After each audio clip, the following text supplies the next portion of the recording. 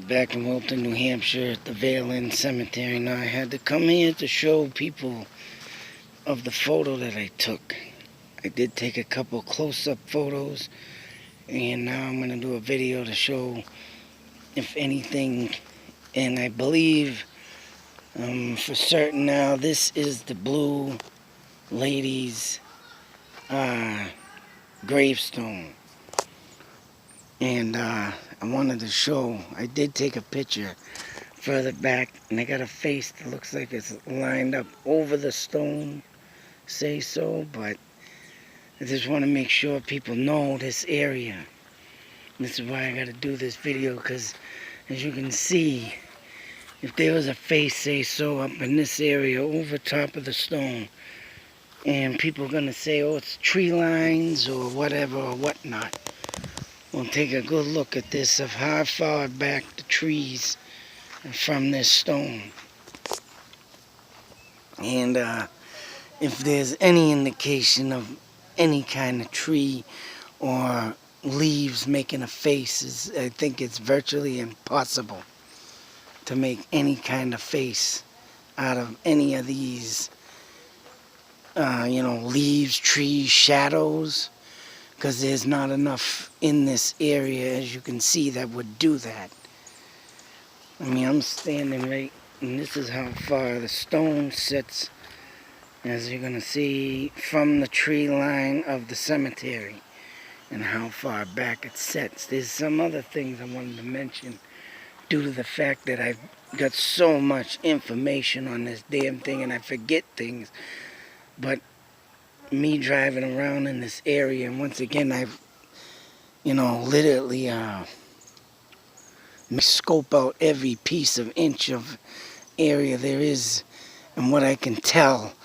And when you're traveling down Route 101 to get here to Wilton, New Hampshire, you can most definitely see Mount Monadnock through the route, and that's indication of Indians. When all routes of major highways or trails, like railroad tracks that set along this area too.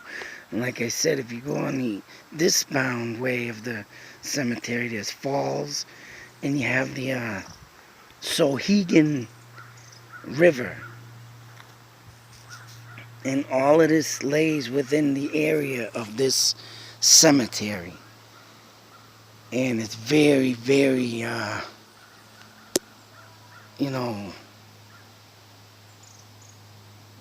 just seeing if I could take a picture. I think I just took one.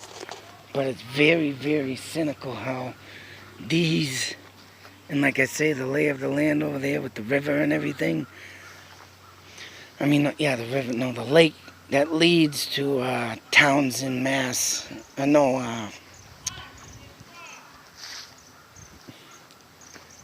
That leads to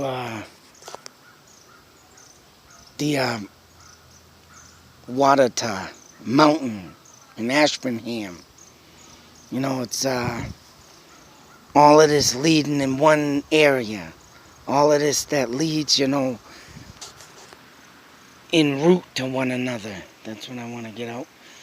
It's very, very strong, say so, mapping of, where all these Indians once lived. I did find another article, and I have to find the factory, but another article of Fitchburg, Mass. And I was right about the Pennacook tribes and how they live all along throughout this area. The article goes about saying, I gotta find the place where this one gentleman lived, and there's a field across from the house that they found arrowheads and stuff.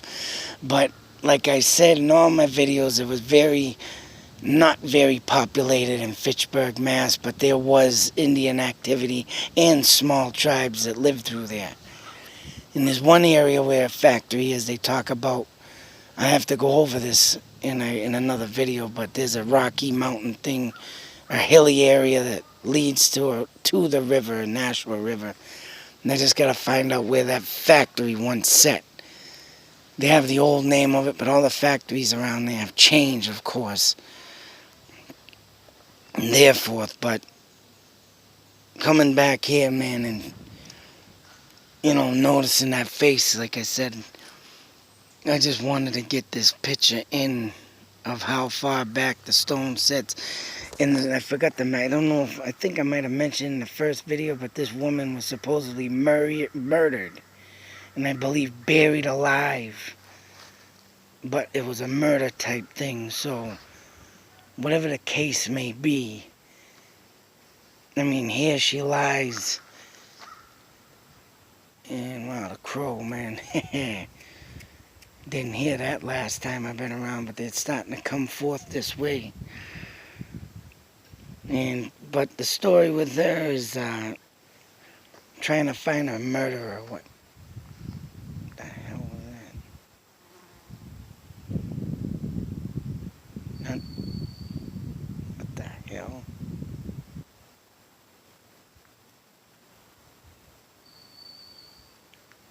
I don't even know what fucking bird that is.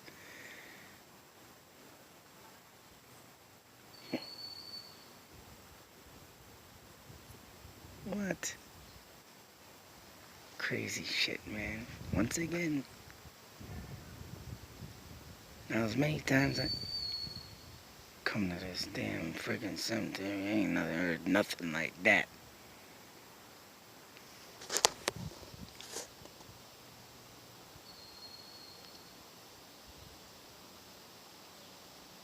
Nice.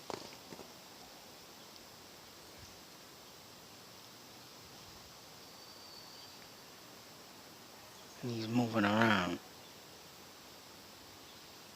Shit. What is that? I wanted to do a segment here where I asked Mary here if she wants to speak into the phone.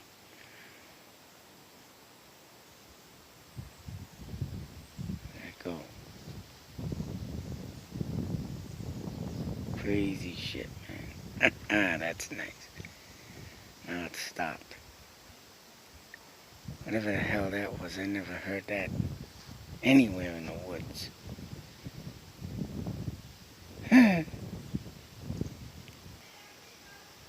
Shit.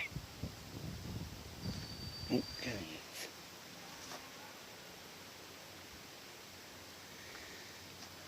is. Mary, if you're here with me today, I'd like to have you make it known or forever hold your, speak now or forever hold your peace.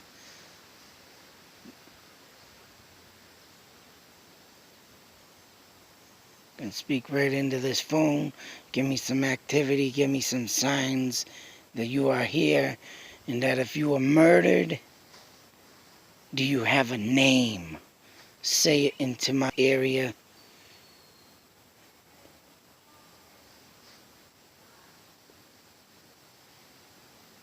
Or forever hold your peace.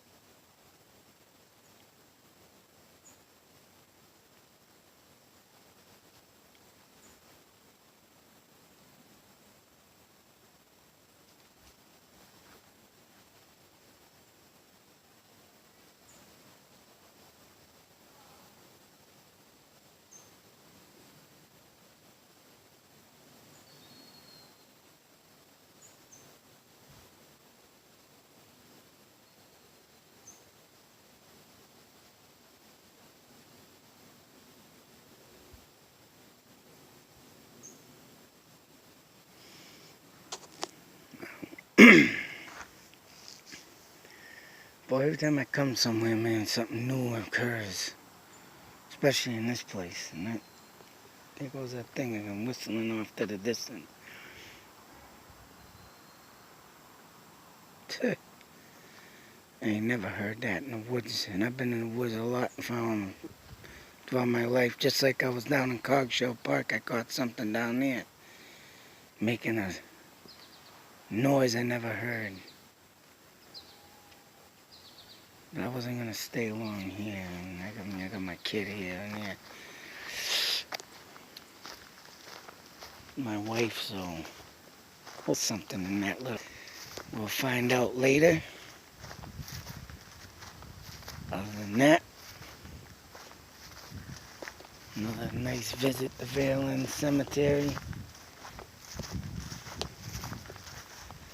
This friggin' place, man, I tell you. A lot of legend. That thing's going off further. Actually, I gotta take a couple more pictures before I leave this place.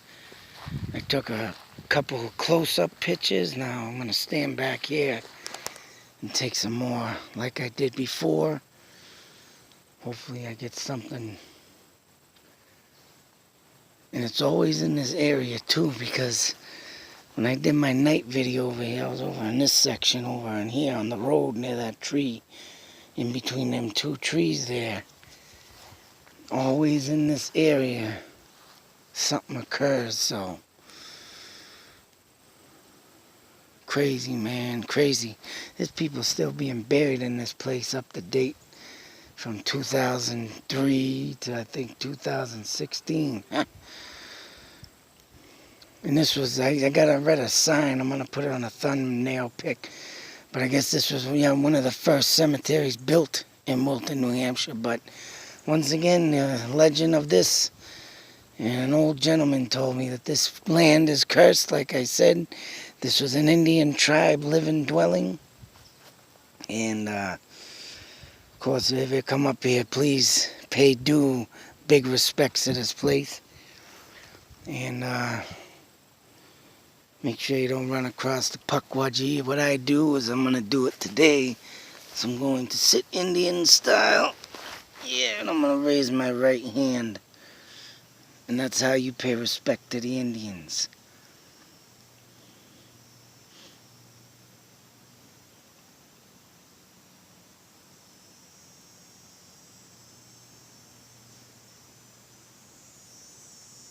I just thought I saw a piece of grass move. Oh shit. Ain't nothing there. But, yep.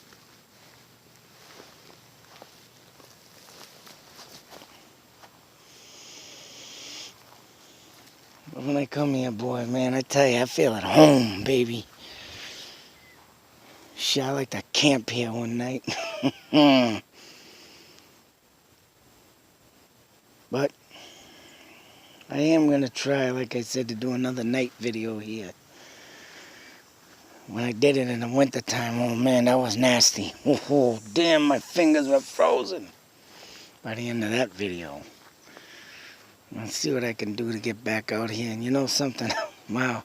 It's getting to be like I know this place by the back of my hand, because now I can just come out here and not map nothing out and just find this place. So, very, very interesting. Very interesting over here, man.